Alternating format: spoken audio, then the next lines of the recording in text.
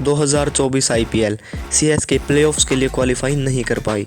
2025 IPL CSK bottom of the table थी और अब आईपीएल 2026 सीएसके ऑलरेडी 3 मैच खेल चुकी है और अब भी बॉटम ऑफ द टेबल है। तो क्या सीएसके का एरा ख़त्म हो चुका है?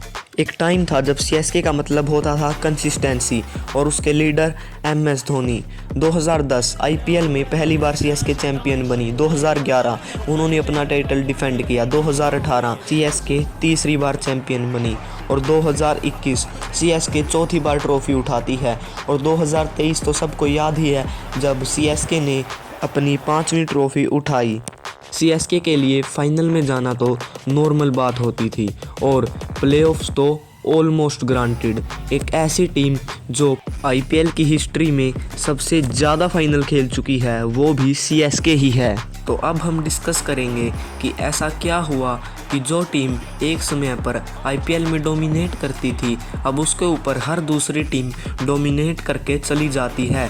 ऐसी क्या गलतियां थी जो सीएसके के मैनेजमेंट ने ली और आज सीएसके का ये हाल हो गया। तो सबसे पहले हम उनकी उस टीम को देखेंगे जिसने आईपीएल 2023 की ट्रॉफी उठाई थी। The main thing in it is that MS Dhoni was the captain.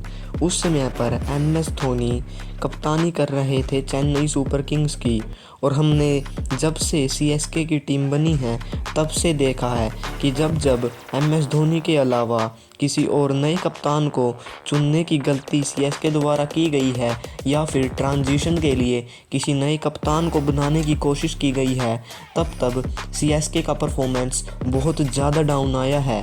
जैसे कि जब 2022 में सीएसके ने रविंद्र जडेजा को कैप्टन बना दिया था तो रविंद्र जडेजा के कुछ कैप्टनसी के स्टैट्स यहाँ पर है। जैसा कि आप देख सकते हो कि रविंद्र जडेजा ने 8 मैचों में कैप्टनसी की थी और जिसमें से वो 6 मैच हार गए थे और विन परसेंटेज सिर्फ 25% का है। जिसके बाद बीच सीज़न ही MS धोनी को वापस से कप्तानी सौंप दी गई थी, जिसके बाद अगले ही सीज़न 2023 में ट्रॉफी सीएसके ने जीत ली थी और 2023 के बाद दोबारा से सीएसके ने MS धोनी के रिटायरमेंट को देखते हुए ये प्लान किया कि ऋतुराज गायकवाड़ को वो अपना नया कैप्टन बनाएंगे, पर अब तक ऋतुराज गायकवाड़ की कैप्टनसी भी कुछ ज़्यादा इम्प्रेसिव नहीं रही है। इसके अलावा 2023 और 2024 की सीएसके की स्क्वाड में कोई ज़्यादा अंतर नहीं था, पर उसके बावजूद भी वो 2024 में प्लेऑफ्स नहीं निकाल पाए, जबकि उन्होंने सीज़न की शुरुआत भी बहुत अच्छी की थी। उसके बाद उनके पास लास्ट मैच में इक्वेशन थी कि या तो वो आरसीबी को हरा दे या फिर आरसीबी से ज़्यादा 18 रनों के मार्जिन से हारें, पर वो 27 रनों से वो मैच हार गए थे और उस सीज़न आरसीबी ने लगातार 6 मैच जीतकर प्लेऑफ्स निकाल लिए थे और उसके बाद तो सीएसके का ऐसा डाउनफॉल आया कि वो उससे अब तक रिकवर ही नहीं कर पाए हैं। 2025 के आईपीएल से पहले हुए मेगा ऑक्शन में सीएसके ने कुछ ऐसे प्लेयर्स लिए थे जिनका करंट फॉर्म अच्छा नहीं था, जैसे कि दीपक हुडा, विजय शंकर और राहुल त्रिपाठी, और इसके चलते जब आईपीएल में सीएसके खेल रही थी तो उन्होंने सबसे ज़्यादा डॉट बॉल्स खेली और उनकी टीम के बैटर्स का स्ट्राइक रेट भी इतना अच्छा नहीं था।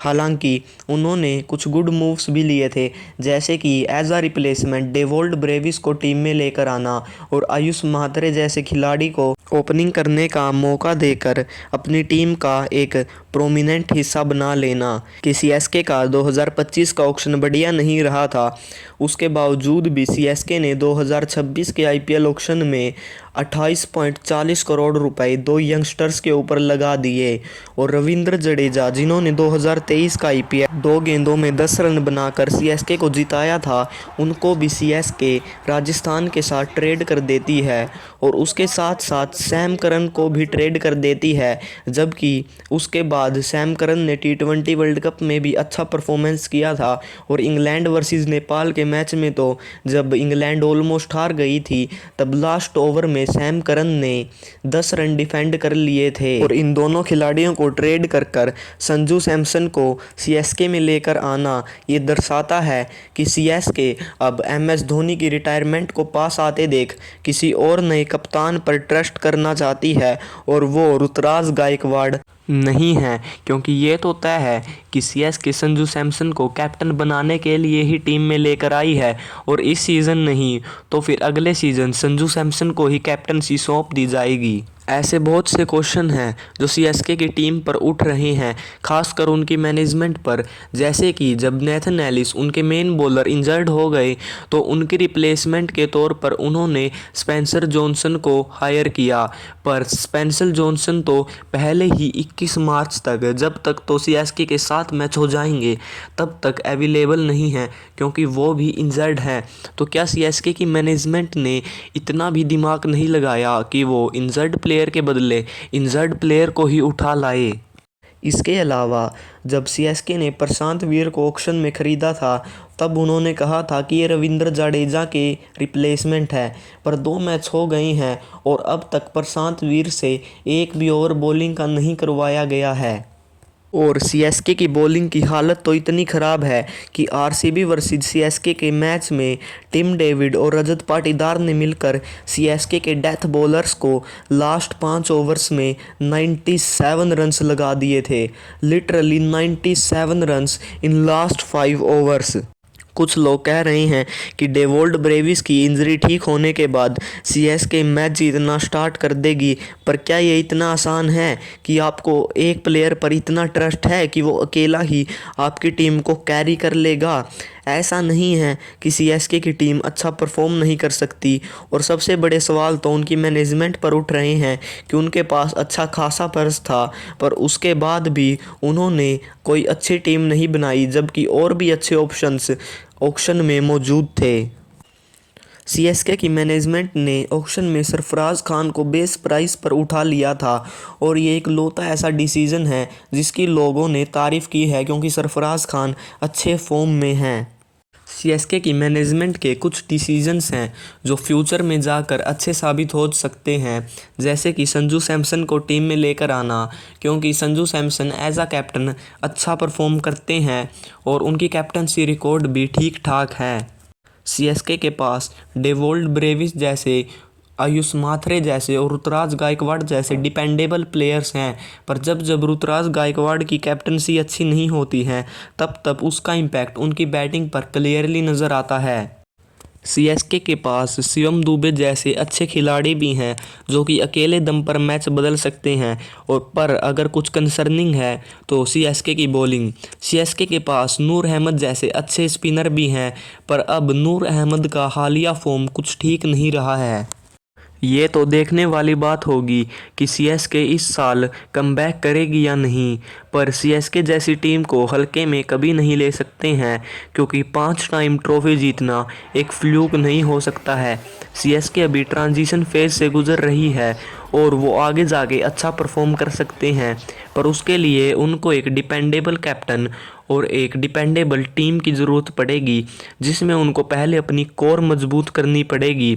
जैसे कि पहले उनकी कोर बहुत अच्छी होती थी, जिसमें एमएस धोनी, देवन कॉनवे, ऋतुराज गायकवाड़, अंबती रायडू, रविंद्र जडेजा जैसे खिलाड़ी होते थे, और अब सीएसके को कुछ ऐसे ही खिलाड़ी तलाशने पड़ेंगे, जबकि उनके पास कुछ डिपेंडेबल प्लेयर्स हैं भी, जैसे कि आयुष मात्रे, संजू सैमसन, ऋतुराज गायकवाड़ और डेवोल्ड ब्रेविस और शिवम दुबे। उनको कुछ और ऐसे प्लेयरों की तलाश करनी होगी और अपनी बॉलिंग लाइनअप मजबूत करनी होगी।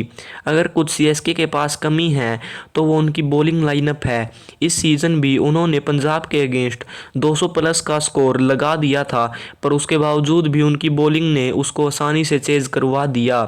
जब आरसीबी ने 250 रन बोर्ड पर लगाए थे तब भी सीएसके ने उसके एक्सचेंज में 207 रन लगा दिए थे।